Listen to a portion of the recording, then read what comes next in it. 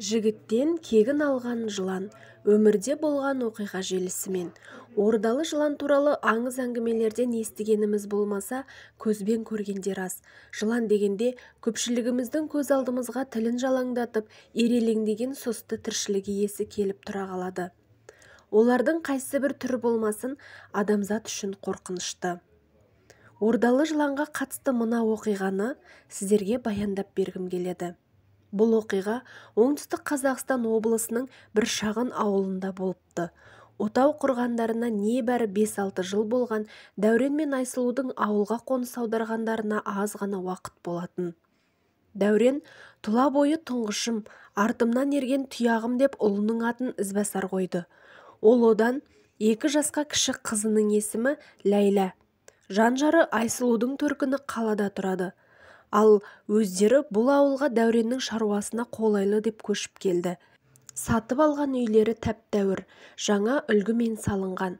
Баспананың түр-сипаты еңселі, айналасындағы үйлерімен салыстырғанда сонадайдан көзге ілінеді.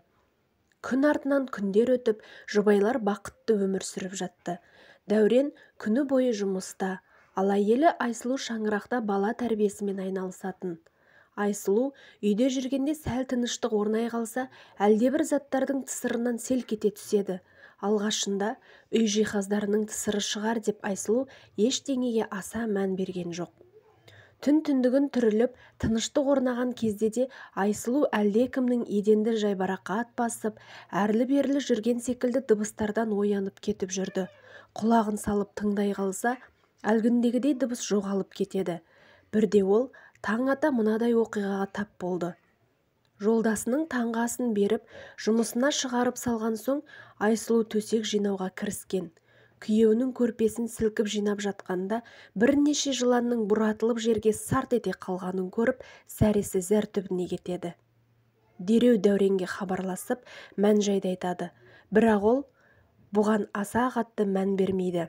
Қорқыныштан қол-аяғы дірілдеп кеткен Айсұлу асханаға барып су ішпек болды. Дереу асханаға жүгіріп келіп, ыдыстағы суға еңкейе бергенде, еденмен жорғалай жүгіріп, ас үй жиһаздарының артына қарай кіріп бара жатқанын аңғарды. Сол күні Айсұлудың ештеңеге қолы бармады. Құдды бүкіл заттың арасынан жылан шыға келетіндей қорқыныш сезімі пайда болды. Кешқұрым Дәурен жұмыстан келген соң оқиғаның барлығын жолдасына бүге-шүгесіне дейін айтып берді. Дәурен жатын бөлмедегі төсек орынның айналасы, асты-үстін, барлық бөлмелерді түгелдей тінтіп шықты. Бірақ ешқандай жылан ізін байқамады. Арада бірнеше ай өтті. Бұл кезде жанұяда жылан туралы қорқыныш сәл-пәл сейілгендей еді. Айсұлу әдеттегідей үй ішінде анау-мынау тіршіліктерімен айналысып жүрген. Сәл дамылдамақ болып, жатын бөлмедегі керуетке отыра кетті. Көзі ілініп кеткен екен. Түсінде жұмсақ құмның үстінде жалаң аяғымен алайда-бұлай балаша ойнап жүгіріп жүр екен. Кенет селк етіп оянып кетсе, қос аяғының үстімен бір жылан сусылдап өтіп бара жатыр. Айсұлу «Ойбай!» деп ышқына айқайлап, аяғын сілкіп қалғанда жылан ұшып түсіп жоқ болды. Әйелінің үрейлі түрін көрген Дәурен әйелі мен 2 баласын қалаға төркініне жіберіп, өзі үйдегі жылан атаулыны өлтірмек болып үйінде қалады.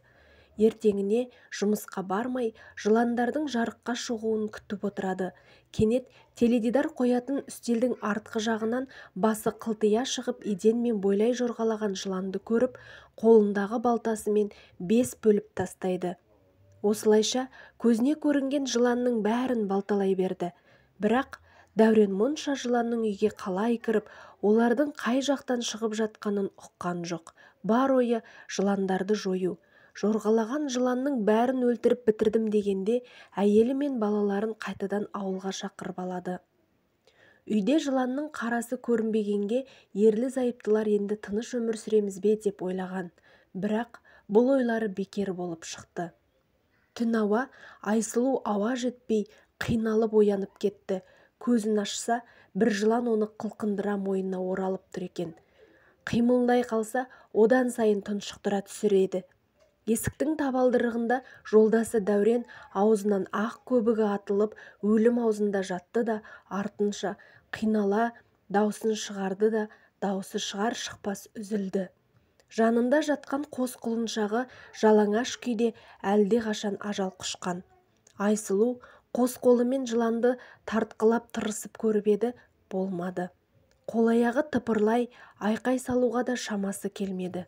Ақыры соңғы демін шығарып, бақсақ бақа екен демекші, бір шаңырақта бір түнде өлтіріп шыққан ордалы жыландар екен. Олар өздеріне қастық қылғандарды жер бастырып жүргізбейтін көрінеді. Әсел Өтешева. Оқыған Шығыс қызы. Әңгімені соңына дейін тыңдап, менімен бірге болғандарыңызға алғыс білдіремін.